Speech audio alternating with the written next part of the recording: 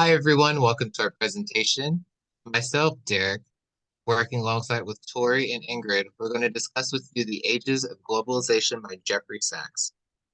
So, Sachs starts off talking about the global changes that emerge from interplay of the following: physical geography, technology, and institution. He continues on by discussing the seven ages of our history and current present time, starting with the Paleolithic age, which is the prehistory when humans were still foragers and migration was in small groups. Next, after that, is the Neolithic age, which is when farming first began. This age focused on agriculture, cultivation, and animal husbandry. This developed trade among villages for items like gemstone, shell minerals, tools, and the like, which encouraged trade at distances of hundreds of kilometers. Following this age is the Equestrian Age, which is the domestication of horse and development of proto-riding that enabled long-distance trade and communication. The domestication of the horse was essential to rapid long-distance transport and communication. In politics, the horse enabled public administration and coercive force by the state at faster rates. Next is the Classical Age, where large empires first emerged. Competition of land-based empires succeeded based on advantage in governance, military and political. Philosophical and religious ideas were also key to the rise of the empires. Following this age is the Ocean Age, when empires first expanded across oceans. This is the age of European colonization around the world, rise of multinational corporations, transoceanic trade, and mass movement of people across oceans, such as the slave trade. Politics became global with the rise of global wars. Next is the Industrial Age, which is when societies ushered into an industrial economy led by Great Britain. Waves of technological advancement, such as the steam engine, led to increases in industrial production and global populations, which in itself was due to an increase in food production. The UK and US came out as global superpowers due to military, technological, and financial power. Lastly is our current and present age, the digital age, which is the entire world instantaneously connected by digital data. Computers, internet connect the world economy, society, and geopolitics. The world moves away from having a hegemonic power to a multipolar world where several regional powers coexist. The author then goes on to describe the three dimensions of long-term change, with the first one being human population. And when describing human population, Sachs points out that ocean and industrial ages were the most impactful as population soared during these times from 990 million people during the ocean age to 6.145 billion people during the industrial age.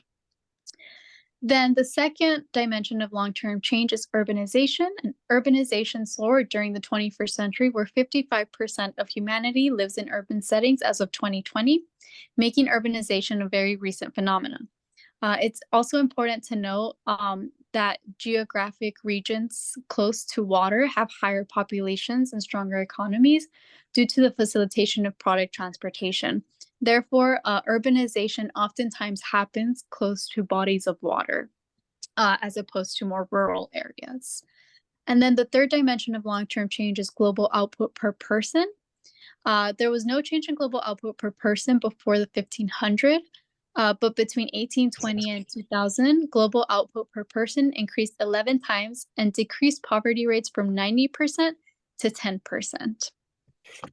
And so in linking this, or in linking technology, geography, and institutions, the author points out that an economy can only function if it is aware of its physical resources, which would be geography, while at the same time knowing how to use those natural resources or technology, and then managing such resources through its institutions.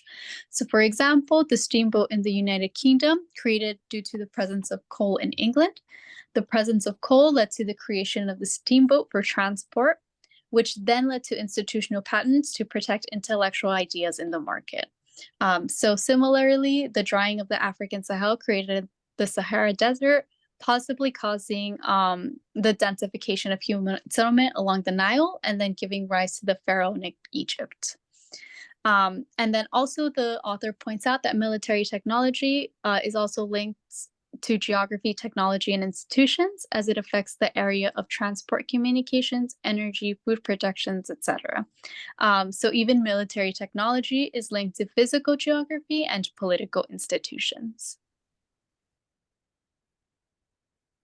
So the biggest takeaway from each era is that they all have invented a new way of governance that leads the way to bigger and global interconnectedness.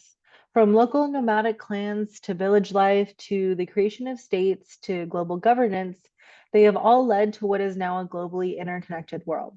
Therefore, the main way to address order in a new globalized world is to create a way of governance that accommodates to the issues we now have. However, the author outlines three challenges for the digital age. That is rising inequality, massive environmental degradation, and risks that arise from major geopolitical change. In order to address these issues, the author lists five concepts: sustainable development, social democratic ethos, subsidiary, reformed United Nations, and world safe for diversity. A little more on each of these concepts. Number one, sustainable development, a holistic approach to governance that combines economic, social, and environmental objectives. So, a shift from Adam Smith's quest for national wealth to a development that combines prosperity, lower levels of inequality, and environmental sustainability. The UN created the Sustainable Development Goals to address inequality and prosperity in relation to wealth, gender, climate, etc. Number two, the social democratic ethos.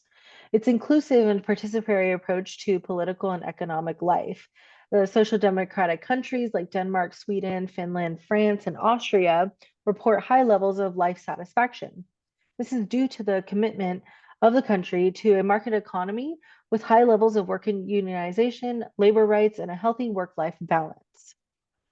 The number three is subsidiary, solving problems at proper level of government. So, for example, it would be appropriate to local governments to make decisions on local services like schools, clinics, road infrastructure, or police protections.